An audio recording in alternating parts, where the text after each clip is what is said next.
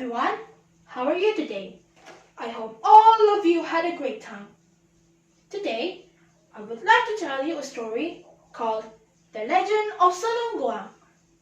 But before that, I would like to introduce myself. Hello everyone, my name is Victoria Mesquita from class 7E.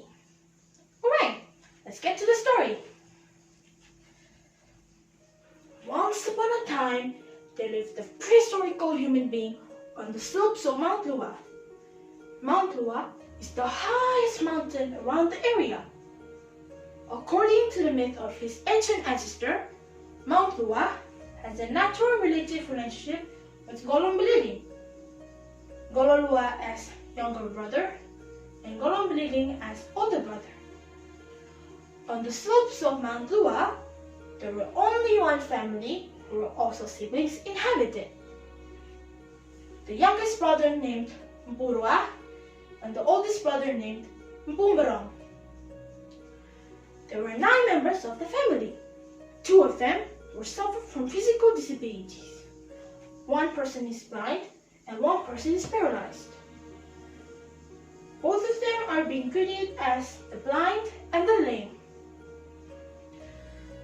One day, Mpurua and 2 of his residents went to help work to his older brother's residents, Mpumberong, except for the blind and lame.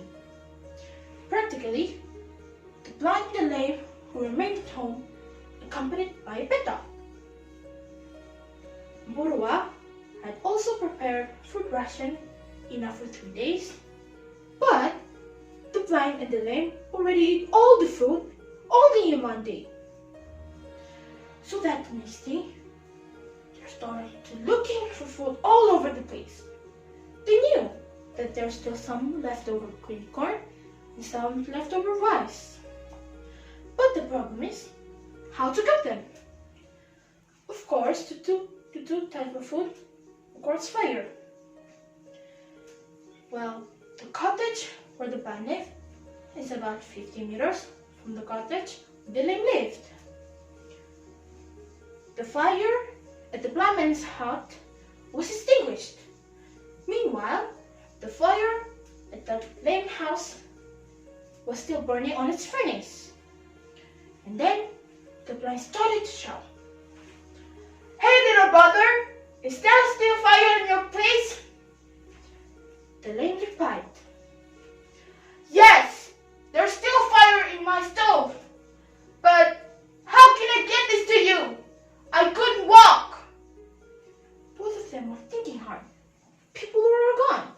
Instead of 2 of them, accompanied by a pet dog. Meanwhile, feeling sad, mixed with hunger, both of them started thinking of a creative idea. They're using the pet dog as an escort for the fire bats. And then the lame started tied up a stick of fire to the dog's tail. And then the dog was kicked out. At the same time, from another place, the blind shouted to the dog, so the dog immediately ran towards him. And then the dog ran with the fire still burning on its tail. Do you know what happened next? What happened next is that when the dog was running, the fire burned all over the fur over its body. The dog was writhing in pain. But seeing that the dog was writhing and groaning in pain, the lame laughed. He laughed so hard. For him, it was a funny thing. However, when hearing that the lame was laughing, the blind started laughing too. Both of them started laughing for quite a long time. Ha ha ha ha!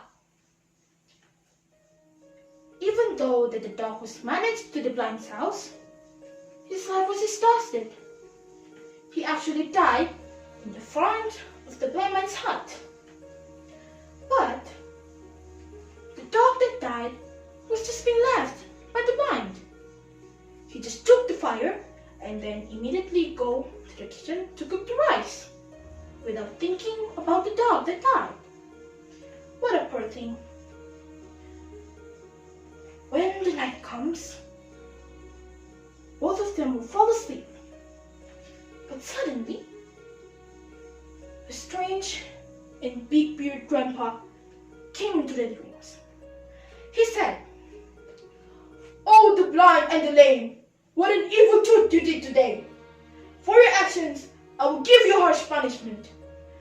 Now, I ask the both of you, what kind of punishment do you want me to give you?"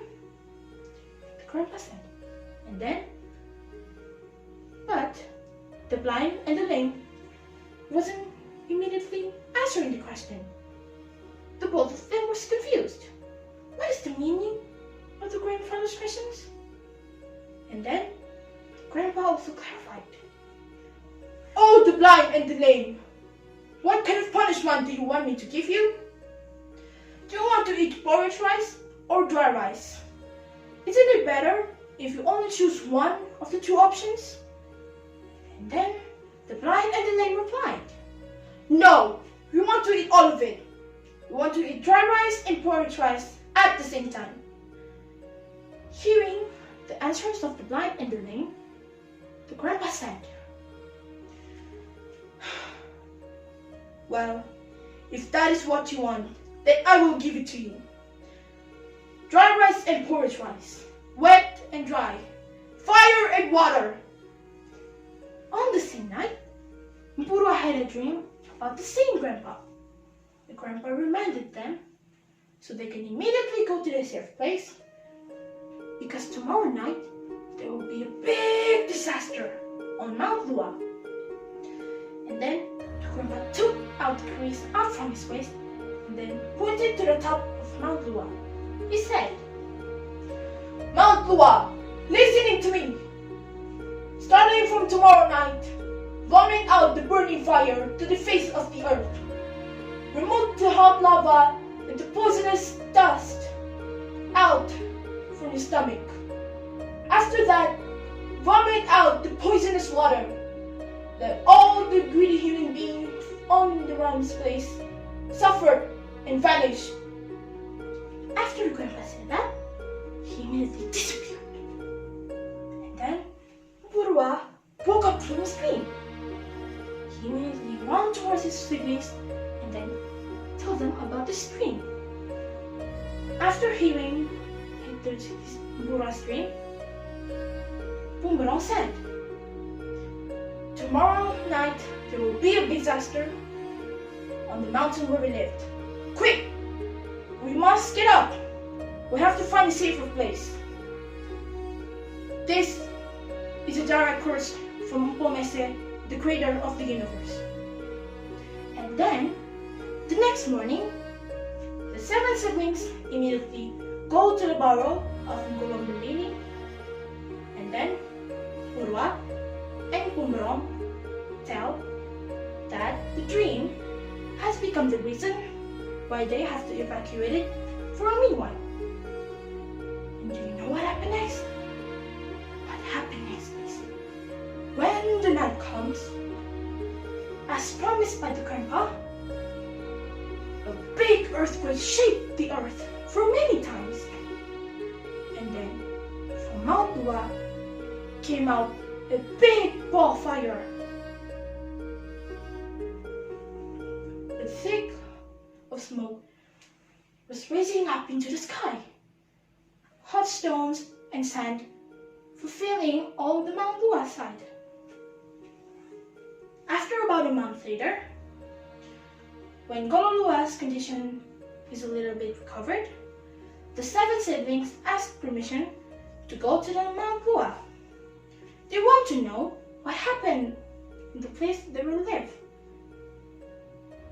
What happened next is that when they arrived there, they saw the huge part of Mount Lua was vanished.